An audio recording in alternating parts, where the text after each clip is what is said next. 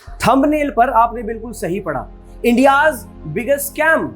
Sir I am a student, sir I am studying. मैं पूछता हूं आगे क्या करोगे? Sir I will study more. उसके बाद क्या करोगे? सर मालूम नहीं, सोचता हूं सर। रियली? हेलो फ्रेंड्स, मेरा नाम है Ankit Ravindra Jain. I am your friend, coach and mentor. East India Company, Britishers की ईस्ट इंडिया कंपनी कई 100 साल पहले हमारे भारत देश में आई। उनका मकसद, उनका एकमात्र मकसद था धंधा करना, बिजनेस करना, ज्यादा से ज्यादा मुनाफा, प्रॉफिट कमाना।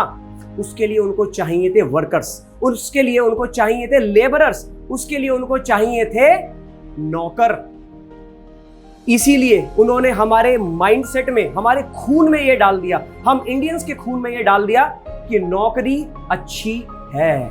आज हम क्या कर रहे हैं? हमारे घर एक बच्चा पैदा होता है, हम उसको पढ़ाते हैं, डिग्रीज दिलाते हैं बहुत सारी, और आखिर में हम क्या प्रे करते हैं? मेरे बच्चे को अच्छी से अच्छी नौकरी मिल जाए, वो नौकर बन जाए। ये जो माइंडसेट उन्होंने हमारा चेंज करा, कई 100 साल पहले से करते आ रहे थे, आज तक हम उसका खामियाजा भुगत रहे हैं। ईस्ट इंडिया कंपनी, एक एग्जांपल बताता हूं। मान के चलिए आपकी एक शॉप है, आपके ही शहर में आपकी एक शॉप है, 50 लाख 1 करोड़ रुपए की आपके पास एक शॉप है। आपका एक बच्चा है, आप उस बच्चे को अपनी शॉप पर बिठाना पसंद नहीं करोगे, बिल्कुल नहीं करोगे। क्यों? क्योंकि आप चाहते हैं कि वो पढ़ लिख कर बड़ा आदमी बन जाए।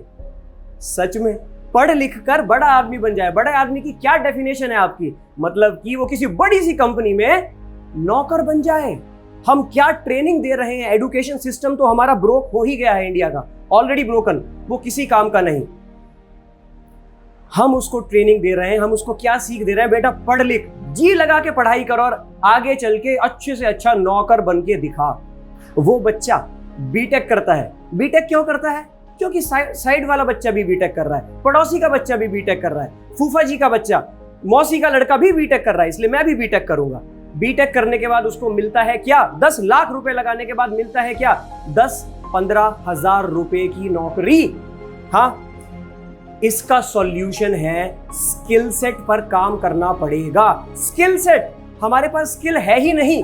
मैं बताऊंगा आगे जाकर, डिटेल में बताऊंगा। आपको मालूम है जापान में ऐसा नहीं होता। जापान में जो इंसान जीवन में कुछ नहीं कर पाता वो नौकरी करता है। जी हाँ, हमारे यहाँ उल्टा है। जो इंसान जीवन में कुछ नहीं करता वो आकर वापस से अपने पापा की दुकान पर बैठ जाता है। ये मेंटालिटी है, ये माइंडसेट है, आपकी गलती नहीं है। ईस्ट इंडिया कंपनी ने इतने 100 साल पहले हमारे पूर्वजों के दिमाग में इसको डाला है, इनकलकेट करा है, और आज तक हम लोग इसे भुगत रहे हैं। Creativity zero. क्रिएटिविटी के नाम पर हमें कुछ नहीं आता। हमें तो बस चाहिए जॉब। बीटेक करेंगे, एमबीए करेंगे, क्यों करेंगे? सर जॉब चाहिए। अरे आपके अंदर है क्या? क्या प्रतिभा है आपके अंदर? क्या स्किल है आपके अंदर? सर पता नहीं, बस कंपनी में इंटरव्यू में मैं बैठ रहा हूं। क्यों बैठ रहा हूं? सर जॉब चाहिए सर, अच्छा सा पैकेज दिलवा दो। ऐसा नहीं हो सकता, स्किल पर काम करना पड़ेगा। कोई भी कंपनी आपको 1 भी रुपया देकर खुश नहीं होगी, वो नहीं देंगे आपको कुछ भी। कोई नौकरी नहीं मिलने वाली जब तक आपके पास प्रतिभा नहीं है, टैलेंट नहीं है, स्किल नहीं है। स्किल तो सीखनी पड़ेगी। अच्छा एक बात बताइए, अगर आप आज मैथमेटिक्स में, साइंस में कमजोर हैं और फिर भी आपने बीटेक में एडमिशन लिया है, मुझे लगता है इससे बड़ी गलती आपके जीवन की हो नहीं सकती। धीरू भाई अंबानी, विराट कोहली, नरेंद्र दामोदर दास मोदी, शाहरुख खान, कौन है ये लोग?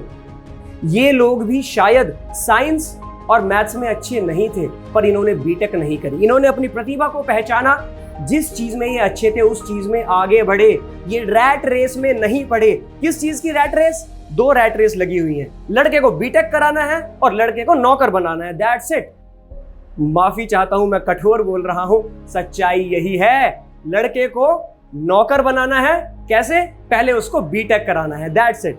50% जिंदगी, जी हाँ लगभग 50% जिंदगी हम वेस्ट कर देते हैं, या फिर कह लो हम बिता देते हैं एजुकेशन पाने में। 30 से 35 साल की जिंदगी हम पढ़ ही रहे हैं, और आगे के 35 साल हम क्या करने वाले हैं? हम किसी ऐसे आदमी के यहाँ जॉब करने वाले हैं, शायद वो हमसे कम पढ़ा लिखा हो और हम उसके सपने पूरे करने में लगे हैं।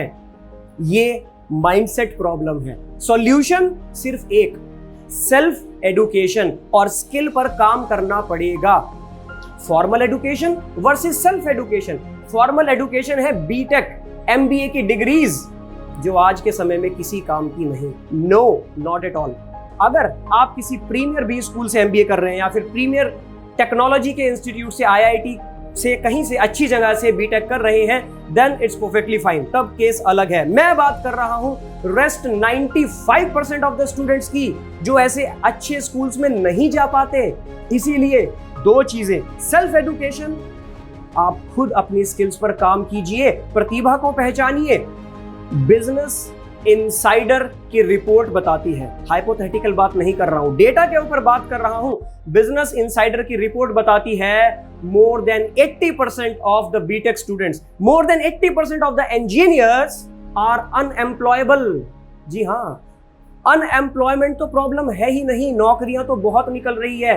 प्रॉब्लम है कि आप एम्प्लॉयबल ही नहीं हैं। इस चीज को समझनी पड़ेगी, अपने गिरेवान में झांक कर देखना पड़ेगा। हम लोग उंगली उठाते हैं सामने, सरकार को, ब्यूरोक्रेट्स को, पॉलिटिशियंस को, सिस्टम को, गवर्नमेंट को। हम ये नहीं जानते कि 3 उंगलियां हमारी तरफ उठ रही हैं। अपने अंदर झांकना पड़ेगा, हम ही एम्प्लॉयबल है ही नहीं।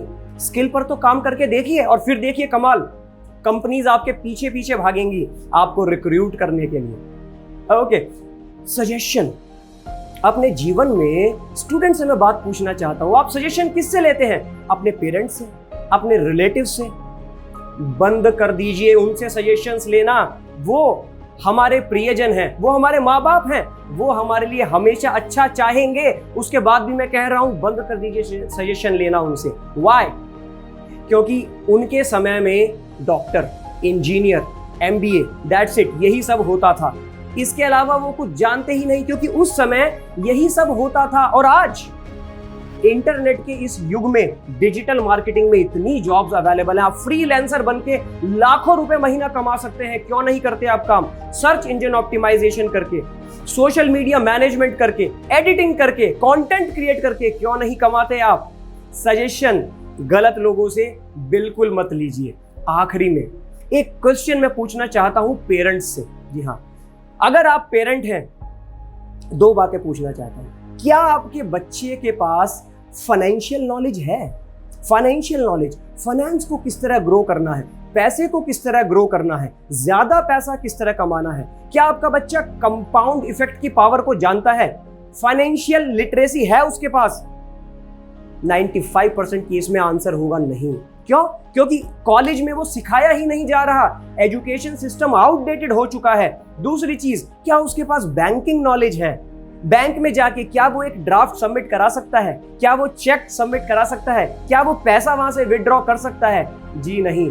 फिर से क्षमा चाहूंगा, कठोर बोल रहा हूं, हमने उसको ये काम करने ही नहीं दिया। हमने क्या कहा? अरे राजा बेटा है, बेटा तू पढ़ाई कर, सारे काम हम करेंगे, तू बस पढ़ाई कर। Problem, big problem. Solution 2, self education और स्किल। सेल्फ एजुकेशन पर काम करें, अपनी स्किल को ग्रो करें। अरे हमसे तो अच्छा एक रिक्शा वाला होता है, हमसे तो अच्छा एक प्लम्बर होता है, एक कारपेंटर होता है। प्लम्बर जानते हैं, जो टंकियां ठीक करता है घर घर जाकर, उसके पास एक स्किल है, वो कभी भूखा नहीं मर सकता। और हम बीटेक किए हुए लोग, एमबीए करे हुए लोग, प्रॉब्लम 10,000 रुपए की जॉब नहीं मिल रही, बिग प्रॉब्लम। तो सोचना पड़ेगा और डिसीजन लेना पड़ेगा आपको। डिस्क्लेमर गाइज, ये मेरे व्यक्तिगत विचार हैं। आपको अगर बुरा लगा हो तो क्षमा चाहता हूं, और अच्छा लगा हो तो कमेंट करके मुझे बताइएगा। अगर अच्छा लगा हो ये कंटेंट तो शेयर कीजिएगा लोगों के साथ, जिससे कि उनकी और उनके बच्चों की जिंदगी सुधर सके। Okay, signing off for now, Ankit Ravindra Jain, until we meet again, bye bye.